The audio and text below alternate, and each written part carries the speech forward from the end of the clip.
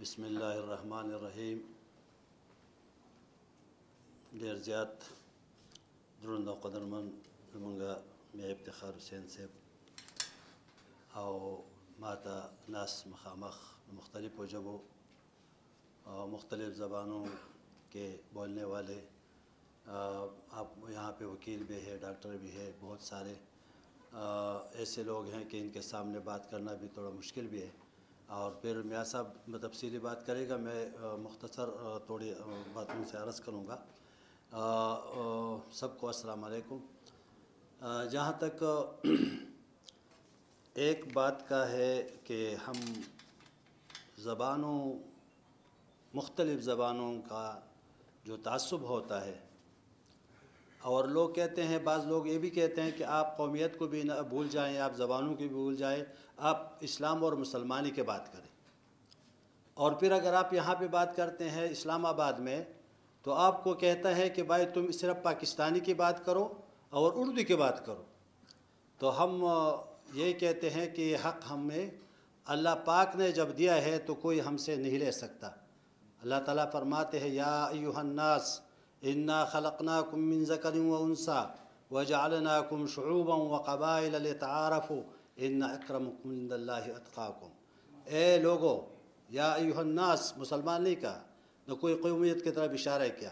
یا ایھا الناس انا خلقناکم من ذکر و انثی، ایک مرد اور ایک عورت سے آپ کو پیدا کیا ہے، جتنے بھی لوگ ہیں. اور پھر ہم نے آپ کو قبیلوں میں اور قومیتوں میں بانٹ دیا، اس لیے کہ آپ لوگ کو اپنا شناخت مل جائے. تو اگر یہ نہیں ہوتا تو پھر اللہ کو کی ضرورت کیا تھی؟ صرف یا ایھا المسلم مل کے، یا ایھا المسلم، اے مسلمانوں، یا ایھا الناس اس لیے کہہ دی. دوسری بات یہ ہے کہ یہاں پہ سب سے بڑا جو مسئلہ ہے تعصب کا، ہم اپنی زبان کو اچھا سمجھتے ہیں، دوسروں کی زبان کو ہم اچھا نہیں سمجھتے ہیں. اور پھر ہمارے آج کل جو ہمیں جن مسائل کا ہم شکار ہے، جو ہمیں مسائل ہے، ان میں یہ ہے کہ آج کل ہم بڑے آدمی اس کو سمجھتے ہیں جو زیادہ انگلش بول سکتا ہے، زیادہ انگریزی بولتا ہے، اس کو ہم بڑا آدمی کہتے ہیں. یہ تو بہت لائق آدمی ہے، یہ تو بہت قابل آدمی ہے، یہ تو بہت اس طرح ہے.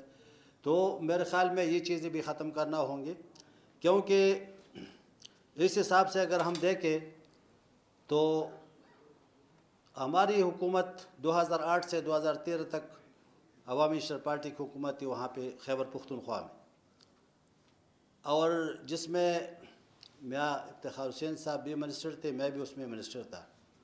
اور اس کے لیے پشتو زبان کے لیے، قومی زبانوں کی، پشتو کی نہیں، مادری زبانوں کے لیے جو وہاں پہ جو کام ہوا ہے وہ آج بھی موجود ہے تاریخ میں.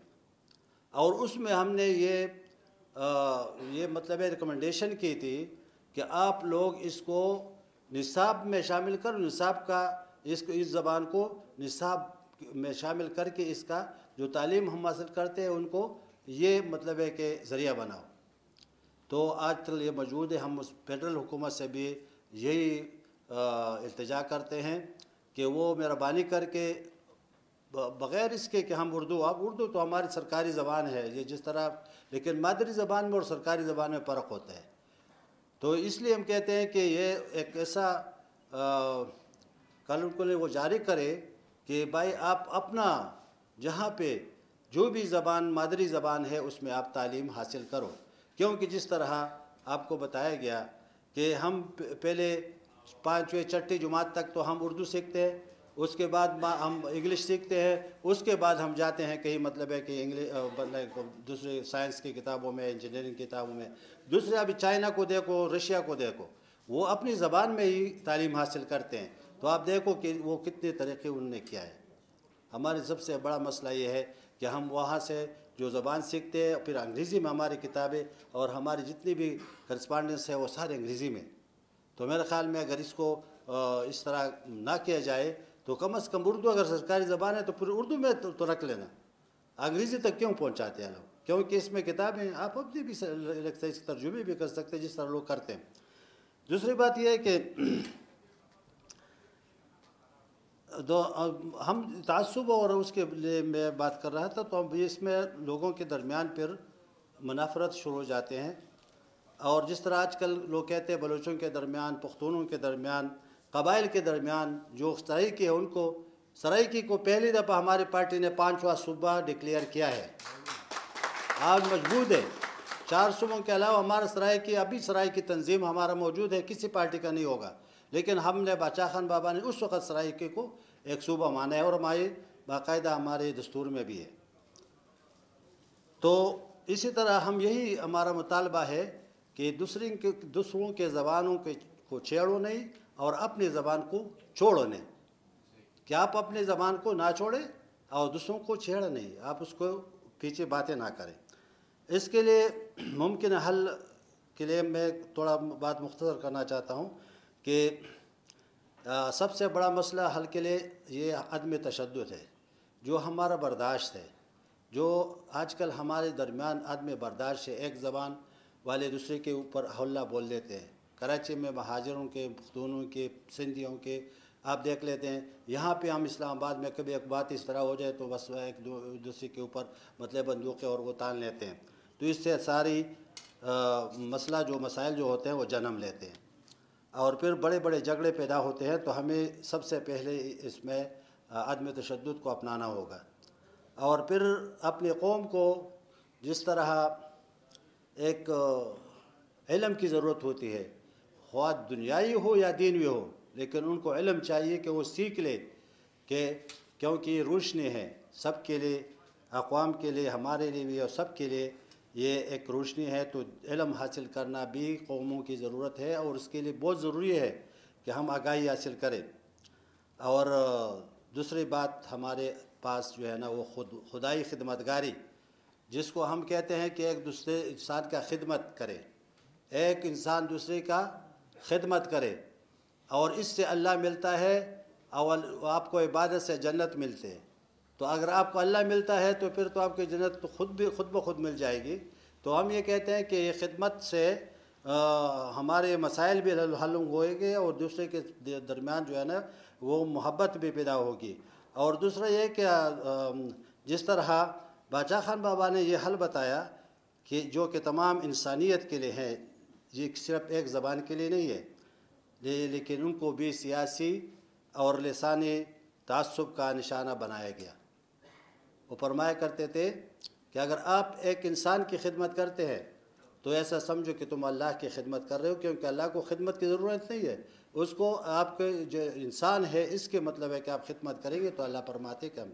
اور دوسرا یہ عدم تشدد کے بارے میں، جس طرح حضور پاک صلی اللہ علیہ وسلم کا ایک حدیث ہے، المسلم من سلم المسلمون من لسانہ و یدہ۔ مسلم کا کیا تعریف کیا ہے؟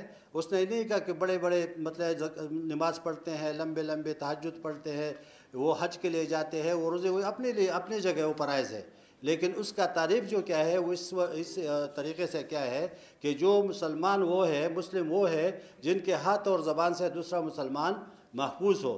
تو یہ جو ہے نا یہ اصل مسلمان یہی ہے۔ تو جس طرح، کیونکہ اس میں آپ کے ہاتھ سے کسی کو نقصان نہیں پہنچ سکتا، آپ کے زبان سے کہ نقصان نہیں پہنچ سکتا، اگر پہنچے گا تو دوسرا اللہ تعالیٰ کو یہ انسان اتنا زیادہ محبوب ہے، اپنا خواہ وہ مسلم ہو یا وہ کافر ہو یا جو عیسائی ہو یا ہندو ہو یا جو بھی ہو، اس نے انسان کی بات کی ہے، انسانیت کی بات کی ہے کہ اب مجھے اپنا یہ بندہ مجھے اتنا پیارا ہے کہ اگر 70 ماؤں کی محبت جمع ہو جائے تو پھر بھی مطلب ہے کہ یہ ایک میرا جو محبت ان کے ساتھ ہے اس کو نہیں پہنچ سکتی۔ ایک ماں کی محبت کتنی ہوتی؟ بہت زیادہ ہوتی ہے، لیکن وہ کہتے ہیں 70 ماؤں کی محبت سے زیادہ میں اپنے اس انسان سے محبت کرتا ہوں۔